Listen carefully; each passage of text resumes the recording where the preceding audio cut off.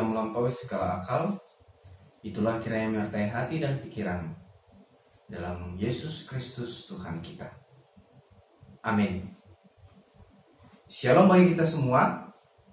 Nas firman Tuhan yang akan menjadi perenungan kita di ibadah keluarga ini tertulis dalam kitab Yosua 1 ayat 5 sampai dengan 8. Yosua 1 ayat 5 sampai dengan 8. Beginilah firman Tuhan. Seorang pun tidak akan dapat bertahan menghadapi engkau seumur hidupmu. Seperti aku menyertai Musa, demikianlah aku akan menyertai engkau. Aku tidak akan membiarkan engkau dan tidak akan meninggalkan engkau. Kuatkan dan teguhkanlah hatimu, sebab engkaulah yang akan memimpin bangsa ini memiliki negeri yang kujanjikan dengan bersumpah kepada nenek moyang mereka untuk diberikan kepada mereka. Hanya kuatkan dan teguhkanlah hatimu dengan sungguh-sungguh. Bertindaklah hati-hati sesuai dengan seluruh hukum yang telah diperintahkan kepadamu oleh hambaku Musa. Janganlah menyimpang ke kanan atau ke kiri, supaya engkau beruntung kemanapun engkau pergi. Janganlah engkau lupa memperkatakan kitab Taurat ini, tetapi renungkanlah itu siang dan malam, supaya engkau bertindak hati-hati sesuai dengan segala yang tertulis di dalamnya. Sebab dengan demikian perjalananmu akan berhasil dan engkau akan beruntung. Demikianlah pembacaan firman Tuhan pada saat hari ini. Jemaat yang dikasihi oleh Tuhan Yesus Kristus, topik kita pada hari ini adalah menuruti perintah Tuhan, mengului parsuruni debata. Jika kita betul-betul menyelami apa yang diinginkan Tuhan dalam dunia ini, maka perjalanan kita pasti akan teguh, akan lurus, akan tenang dan damai, walaupun banyak badai yang menggoncang.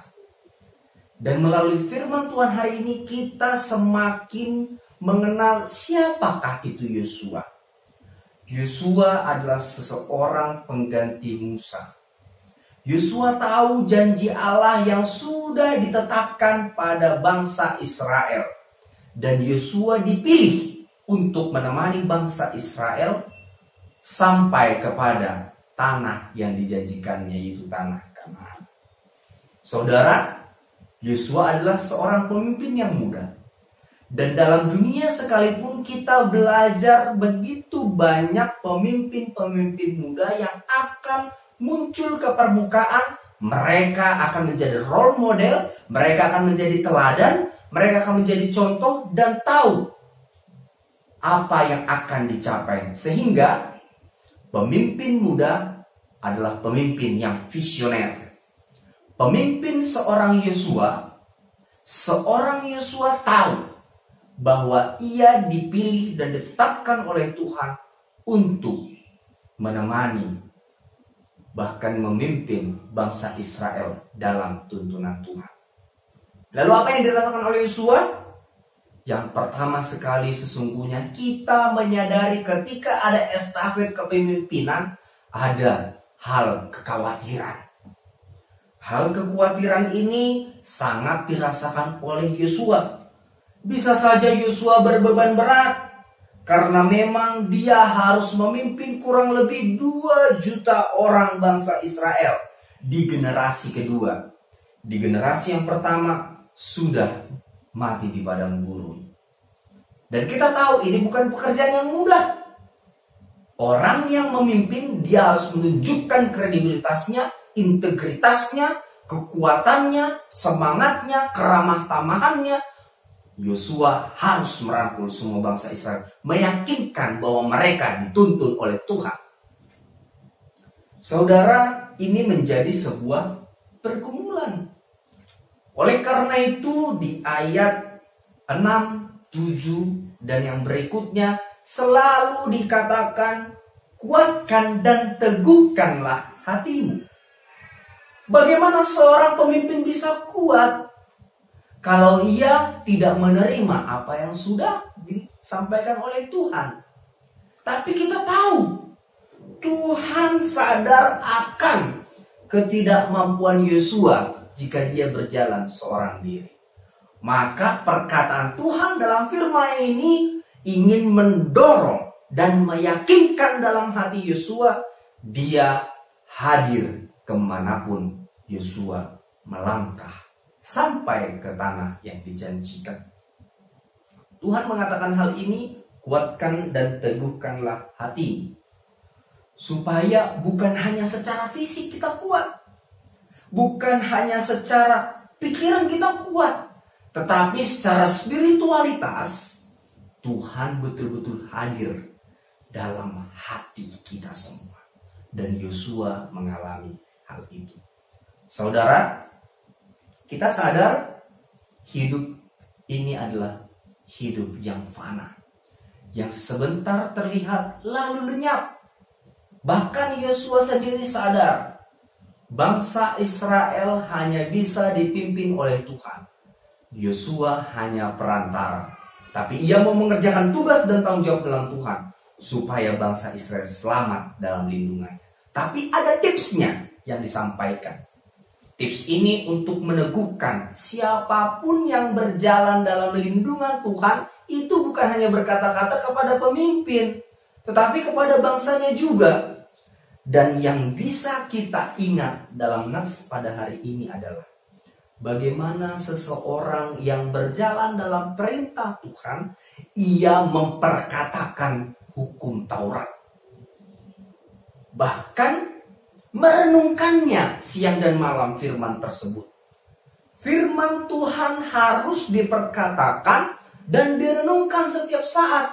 Artinya ada sebuah lifestyle, gaya hidup yang baru ketika kita ikut dalam perintah Tuhan. Bukan atas dasar pikiran kita sendiri, bukan atas dasar kekuatan kita sendiri, tetapi kita harus merubah pola kehidupan. Bahwa apa yang terjadi dalam dunia ini, perjalanan kehidupan ini, itu tidak semata-mata harus mengandalkan kekuatan yang ada dalam diri kita. Mungkin kita akan berpikir semua terjadi atas ya biasa saja. Tapi ternyata penyertaan Tuhan itu ada, dan setiap orang yang memperkatakannya bahkan merenungkannya, yang masuk dalam rencana besarnya. Rencana besar Allah sungguh nyata dalam hidupmu, saudara. Dan rencana besar Allah sungguh betul-betul bermakna dalam kehidupan setiap saat.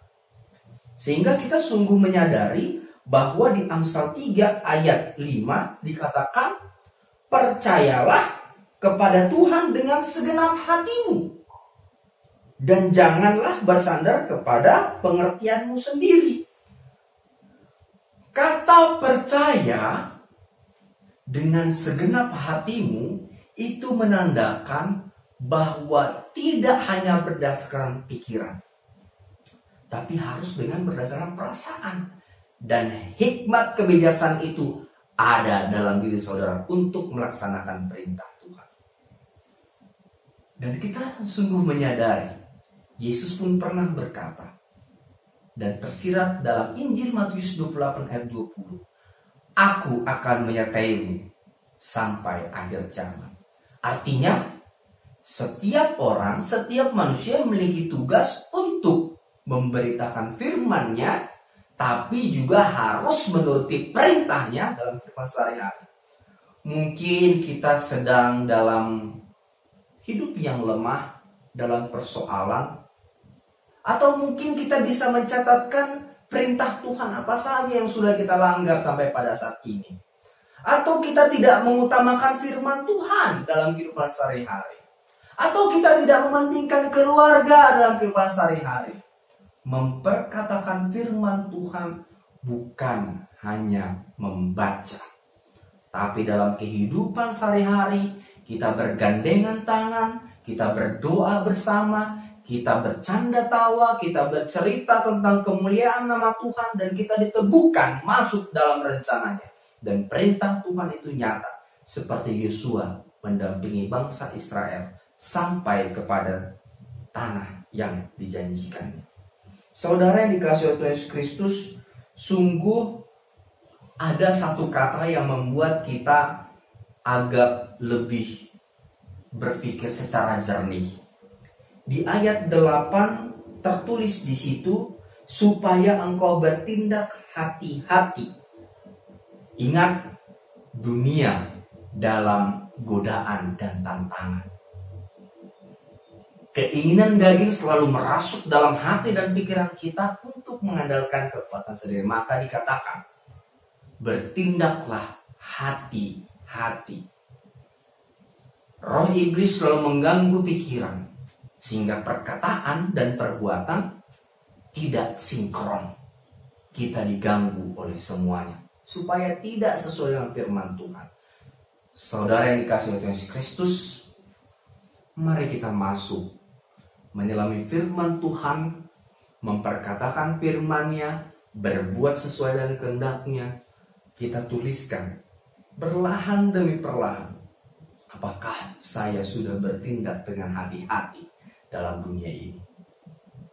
Inilah yang menjadi perenungan bagi kita, supaya firman Tuhan tidak hanya dalam bentuk buku saja, supaya firman Tuhan tidak hanya berkata-kata, saya percaya Yesus Kristus, saya percaya Tuhanlah yang menyelamatkan umat manusia, Tuhanlah yang melindungi umat manusia.